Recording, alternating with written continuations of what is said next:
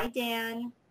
Hi, how's it going? Good. So this is Dan Schawbel, who's the managing partner of Millennial Branding, also the author of Me 2.0, and just an amazing speaker and blogger.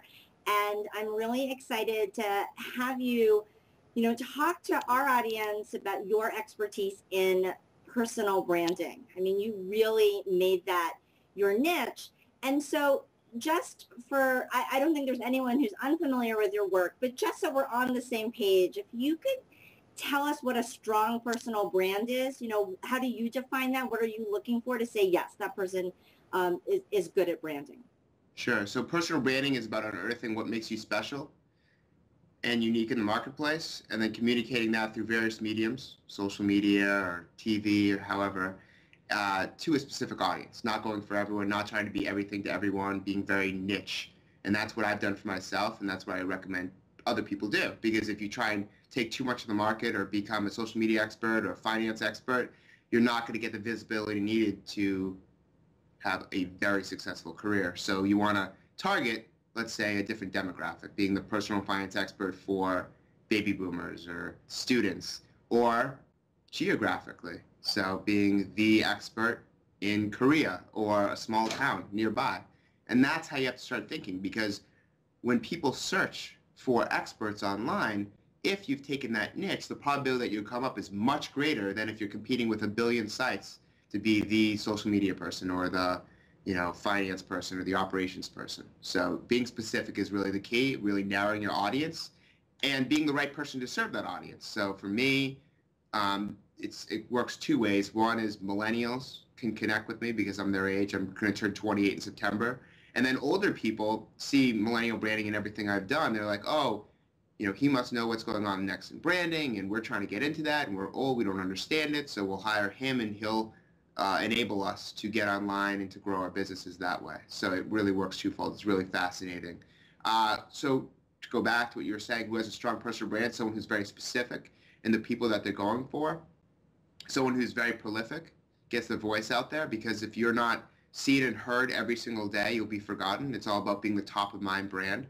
So when someone thinks of hiring XYZ expert as a speaker or as a, for a job, you'll come up every time. And that's how you have to start thinking about your career, is becoming the person. And even when you're in a company, you want to be the go-to expert. The number one JavaScript programmer, or the number one Excel spreadsheet person, because then when there's a need there, they're going to go to you every time. It'll increase your value, and that'll be your job security, in my opinion. So I think those are really important. And then that constant visibility and awareness for your brand, because that's the first step in the product decision process for products and companies, is awareness. If you're not going to buy a product you've never heard of it before, unless your friend recommends it to you, you see a TV commercial on it.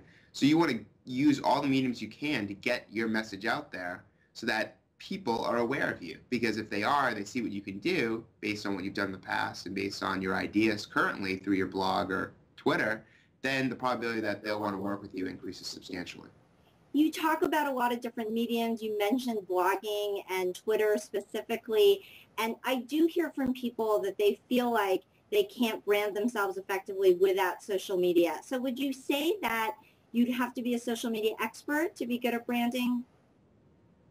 Think of how many brands were established before social media came about. I mean, a lot of brands, whether it's celebrities, whether it's speakers, whether it's people in the workplace who became VPs or CEOs.